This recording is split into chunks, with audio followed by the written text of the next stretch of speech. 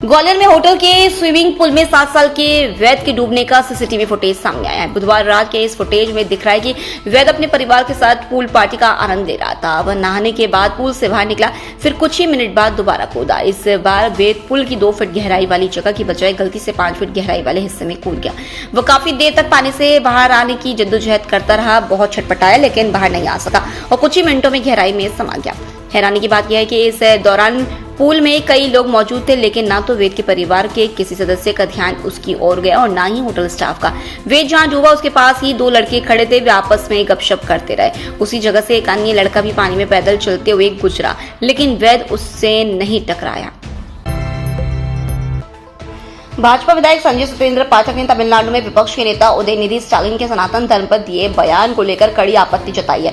कटनी जिले की विजयराघवगढ़ विधानसभा से भाजपा विधायक संजय पाठक ने एसपी को पत्र लिखकर उदयनिधि स्टालिन के खिलाफ एफआईआर दर्ज करने और कानूनी कार्रवाई की मांग की है। 13 मई 2026 को लिखे गए पत्र में संजय पाठक ने कहा कि उदयनिधि स्टालिन के बयान से करोड़ों हिंदुओं की धार्मिक भावनाएं आहत हुई हैं। इससे समाज में रोष व असंतोष की स्थिति बनी है।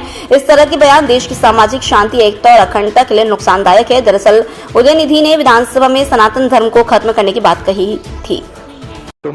மீண்டும் என்னுடைய வாழ்த்துக்களை தெரிவித்துக் கொள்கிறேன். நன்றி, வணக்கம். வெல்க தமிழ், வாழ்க தமிழ்நாடு.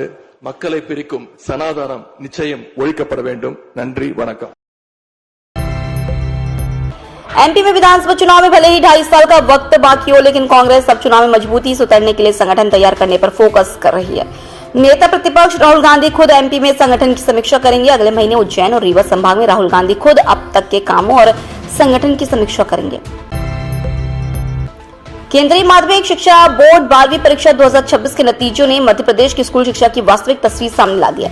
जहां सरकारी मॉडल पर संचालित जवाहर नवोदय विद्यालय और केंद्रीय विद्यालय ने शानदार परिणाम देकर बेहतर शैक्षणिक व्यवस्था की ताकत दिखाई, वहीं सबसे ज्यादा छात्रों वाले निजी यानी इंडिपेंडेंट स्कूलों का प्रदर्शन सबसे कमजोर रहा। खास बात यह है कि इन निजी स्कूलों की फीस आमतौर पर जेएनवी और केवी की तुलना में कहीं अधिक होती है।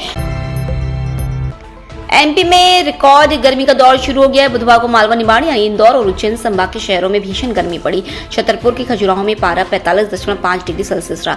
आईएमडी भोपाल की माने तो अगले 4 दिन तक प्रदेश का आधा हिस्सा लू की चपेट में रहेगा। गुरुवार को इंदौर, उज्जैन, धार और रतलाम में तीव्र लू का ऑरेंज अलर्ट है।